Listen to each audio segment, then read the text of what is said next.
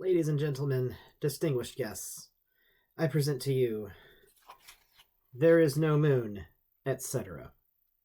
A book that is very difficult to explain or describe. I thought that this was going to be kind of a boilerplate flat earther book, and I was kind of looking forward to it, to be honest. But instead, I got something that's a bit of an enigma, as in, I'm not really sure where this came from. For one, there's really no publisher page. It just says written by Bertha L. Robinson, copyright 1963. There is no moon, etc. And it's signed too. I mean, like, that's pretty cool. I don't know how many copies of this book there ever were. It just kind of gets right into it, to be honest. It starts out with the table of contents, and then there's just book.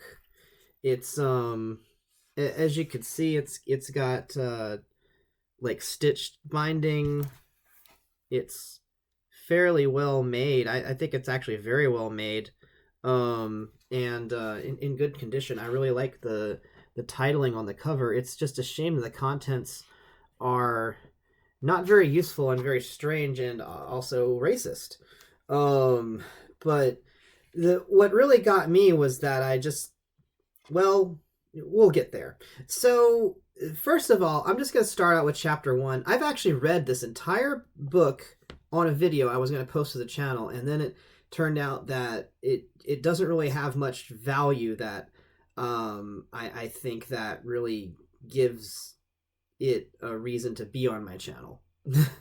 It's just kind of repetitive. So there's only 63 pages, I think.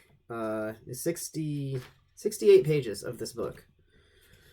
And boy, you'd think that there would be like there wouldn't be a lot of room to repeat itself in there, but you'd be wrong. So chapter 1, there is no moon, there is only the sun. The celestial body which we see at night and which we have been taught to call the moon is nothing more than the sun seen from a great distance. One of the first things that a child learns is that the earth is round. What he does not learn is that the earth is also oval. This is true because the mileage in its length circumference equals the mileage in its width circumference at all points, including its center point, the equator. After this, it starts talking about where the sun goes. And I'm going to read this whole paragraph. Just stick with me because we're not going to go into this too much more. After that, I'm just going to tell you more about the racism that's at the end of the book. But first, let's talk about what the sun's doing. The sun travels a fixed route the sun travels a fixed route around the oval outline of the Earth only. Underneath the sun's pathway is a body of water several thousand miles wide that separates the eastern half of the world from the western half of the world.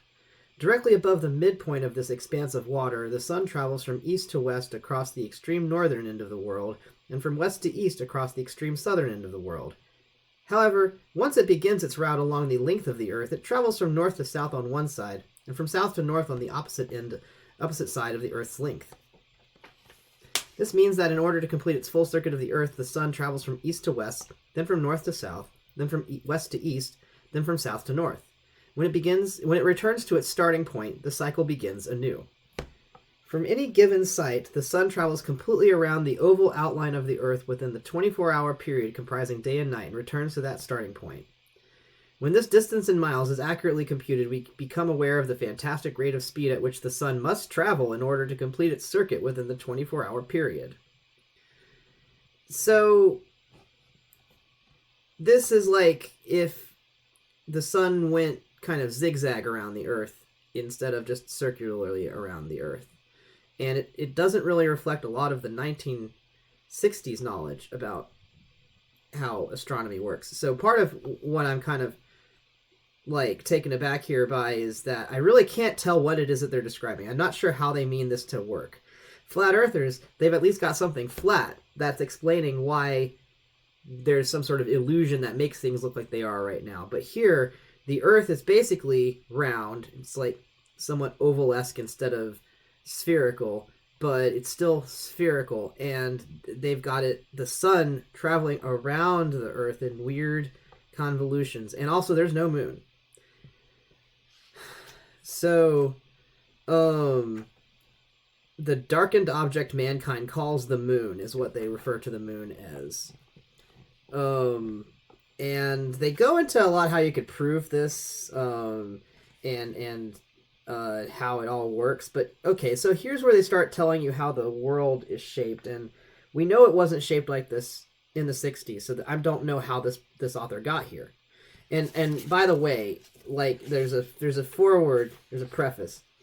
I acquired the ability to arrive at the conclusions that follow due to my active interest in the various fields of science, among them geography, general science, algebra, geometry, physics, geology, and astronomy.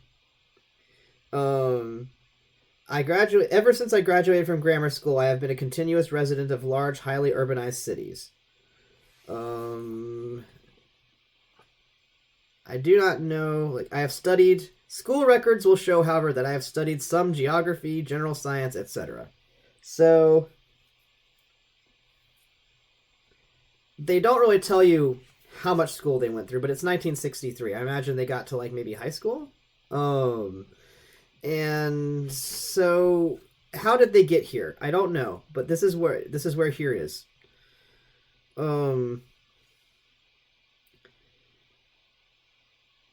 To begin with, assuming that we are in the extreme western half of the eastern half of the world, we can select the point that is the middle of the huge body of water that encircles the Earth at the equator, that is bisected by the point which is the middle of the body of water, which follows the oval outline of the Earth. This point of double bisection creates 4 right angles. This single spot is to be referred to as the only 0 longitude degree and 0 latitude degree point in the entire world. Theoretically or factually, a navigator who will have no difficulty in determining north is to be stood on this 0 degree longitude, 0 degree latitude point and told to face north. We can readily see that such a person would be floating in the midst of thousands of miles of water. Directly northeast of this person's right side, we find one of 4 large land masses. This is where it gets weird. 4 large land masses. Directly southeast of this person, we find a section of the 4 huge land masses. Directly southwest of this person, we find a second of the 4 huge land masses. Directly southwest, we find the third. Directly northwest, we find the fourth.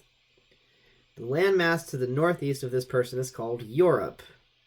The land to the southeast of this person is called China. The land to the southwest of this person is called Siam. And the land to the northwest of this person is called Africa. A further examination of the model of the Earth that we have been using discloses that Africa and Europe make up the upper half of the original oval, and China and Siam make up the lower half of the original oval. And I don't know what to do with this. At some point, this book describes how countries are divided in 4. There's about 100-something countries in the world, and they're divided into 4 and equally distributed in rectangle shapes into each of these 4 land masses. And I don't know where they're getting this from. I don't know how they could possibly observe this anywhere. But like most of the book is just talking about latitude and longitude and how if only we could explore the whole world and just measure it all, we'd know exactly how big it was. Like that's the kind of things that they're expressing in this book, which is it's just very strange. So, I'm taking a look through now to see if I can find the weird things they say about the countries. But so most of this is just about how they're imagining the geography to be, and like most of this entire book is about that. It is so strange. How could you traverse this world? Is what they're describing the most. So we're in chapter 13, and we're still talking about longitudes and latitudes and angles, and where the angles would be and where you would walk and stuff. And nothing's happening, basically. Like, there's nothing going on. Here we go. Here's how we deal with countries. In order to deal with the smallest complete land formation pattern, groups of 22 countries must be used. The pattern of the Earth's land placement is such that the individual countries are to be found in rows. Each country is adjacent to the other, separated only by a navigable body of water. In what timeline is this happening? The 22 country formations are composed of 4 rows. The first row has 5 equilateral, equiangular, separate country formations. The second row has one of the narrow formations as the first country on that row, and one of the narrow formations as the last country on that row. This is how the countries are, just so you know. this is how we're doing it now. So I'm introducing these things to you because by the time I get to the racism, you're going to understand just how incomprehensible the rest of this book is, and also how completely separate from any kind of reality. Like, if you watched a news report, this person says they live in a city. If you watched a news report on television at the time, you would see countries in shapes that are not rectangular. And you would have to shatter the whole reality inside this book. So I'm not sure what they're getting this from and where and how. But we're about to get into the bad place, which is the racist place. So, let me... Yeah, here we go. We're going to get into it. Chapter 15, where we start talking about how people are divided up into 4 categories. And I want to say ahead of time, the reason I'm reading this out is because it's not going to be what you expect. It's not going to be what anyone expects. If you are, like, a neo-Nazi, you're not going to expect this. Like, you're going to be disappointed. This one's incomprehensible to everyone, in my opinion. Now, there might be some kind of ideology that this is building off of that I don't know about that might explain where they got this from. Maybe they have a parent who talks about this kind of stuff, and it's like in some kind of society I've not heard about. But I'm not sure who this one serves and what knowledge it reflects. Let's get into it. I'm sorry, I know I'm putting a lot of drum roll, but I gotta read this out loud. The existence of the 4 large land masses that are divided from each other by such tremendous bodies of water immediately raises questions as to the difference that exists among the inhabitants of the separate land areas when they are compared with each other. The anthropologist can explain how this came to be so, but the fact is that each of the 4 great land masses is the native home of a different, distinct, easily identified racial group. And I know you're probably like tensing up, like, how bad is this going to be? And the answer is, I still don't know. I still don't know. I still can't judge this. I feel like there's concepts that the author still has to explain to me to give me that ability.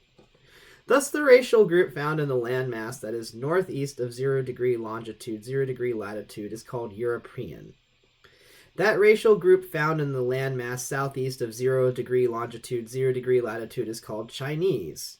That racial group found in the landmass southwest of 0 degree longitude, 0 degree latitude is called Siamese. And the 4th racial group, which is found in the landmass northwest of 0 degree longitude, 0 degree latitude, is called African. And this is incorrect, but so far, like, not hugely problematic compared to other views in the world. So, by the way, it's using a 1963 term for black people in this book, and I'm just going to say black people instead because there's really not a reason to use the out-of-date term. I think that the author would probably use the more modern term if writing it today, at least, but I can't really tell what okay, scratch that. I don't really know what the author would do today. I just don't know. Alright, the inhabitants of the eastern half of the world are called white people. Thus, people from the northeast, Europe, and persons from the southeast, China, are white people. I know, you're like, wait, what? Hold on, it's gonna get even rougher. The inhabitants of the western world of the western half of the world are called colored people. Thus, persons from the southwest, Siam, and persons from the northwest, Africa, are colored people. Now, I'm using the term colored people here. I guess people of color. I'm gonna say people of color, since that's the more modern term. That's not the problematic term I was referring to. That's used elsewhere, and I'm just gonna not bother with it if I can. The color of the eyes are a racial characteristic, with the shade of the particular color being affected by geographical location of their ancestral origin within their racial group's continental quarter of the earth. There's little visible difference among the darkest shades of the true colors. Therefore, if persons of the 4 different racial groups who had no other visible signs of racial difference were viewed, if each of them were from that portion of their continent which had the darkest color of the eyes, it is unlikely that anyone would detect the fact that the color of the eyes differed. So, it is my belief that the Europeans have black eyes. Those whose ancestry is nearest the sun's oval pathway around the earth have these black eyes. As the geographic location of the person's ancestry moves farther from the sun's oval pathway around the Earth, the eyes become lighter, so that the persons from the vicinity of the 90 degrees longitude and a few degrees north of 0 degree latitude have light gray eyes. Just so you know, that's how this person views the world. Persons native to the southeast continent, China, have blue eyes. I know, that goes counter to your knowledge of this Earth as well. Well, welcome to the book.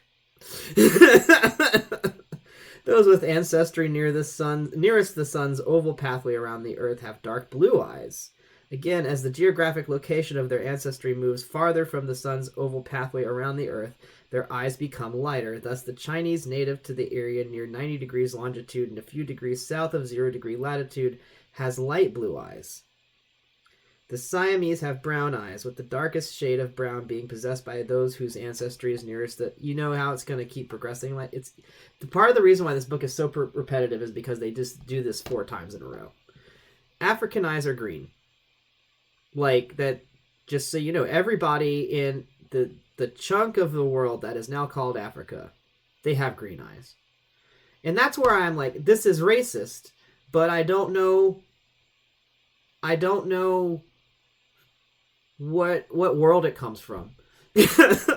And I think everyone can be offended by this because none of it is accurate to anyone. Most people think in terms of 3 different easily identifiable racial groups. To them, these groups are whites, blacks, and Chinese. Most people think, in 1963, most people think that there are white people, black people, and Chinese people, according to this author. The white person is believed to have eyes of a variety of colors, including blue, brown, and green, in addition to black. His hair is not crimpy, and his eyes are straight. So, I don't know why they say that, and then say the other stuff they just said.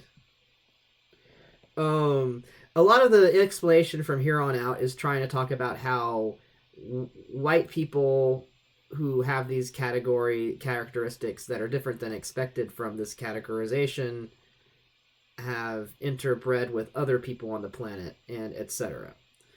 It's just, it's so repetitive, and it's kind of uncomfortable to read out some of these things. Some of the explanations as to how these admitted different racial groups came into being are actually hilarious. Every other year, some expert discovers a lost tribe that, after further research, will disclose the origin of the racial physical differences among human beings. This is just an aside by the author, with no real anything in addition. So, after this, it gets into the different skin colors. And so, the European is white and is the whiter of the 2 white racial groups. His eyes are straight, his eye color ranges from black to light gray, and his hair color ranges from black to blonde. Those persons nearest the sun's oval pathway around the Earth have the straightest hair, which means that the blonde has wavy, not crimpy, hair. And this is, again, not accurate, but you can't really find something offensive in here. It's just not right. Some of it is correct, and some of it doesn't really reflect our reality. And from here, it goes into how it goes into the differences in skin color, and that's what you would expect. The basic bone structure for each of the 4 different racial groups is absolutely identical. That's good to know. Persons native to the area nearest the sun's oval pathway around the Earth are their continent's tallest in height, and they have the smallest bones.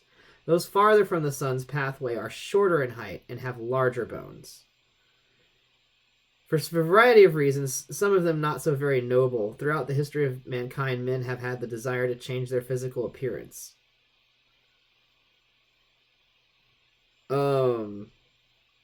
Yep, that's true.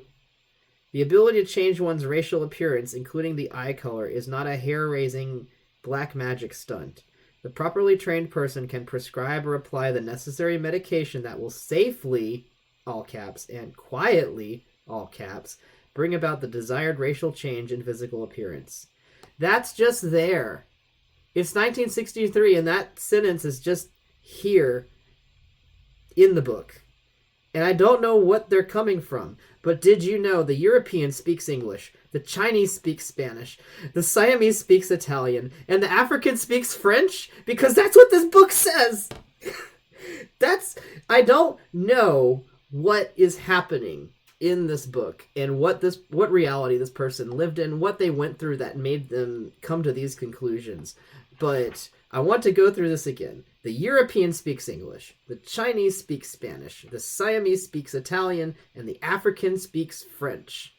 And I do not know where this author lives and what planet they're coming from, but that's just not what happened in the world and what's happening now in the world.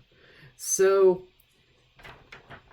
that's why I can't really... This is like a kind of not just racism, but just utter inaccurate, illogical approach to the divisions and the diversity in humanity, along with a very, very inaccurate reflection of how the world is built.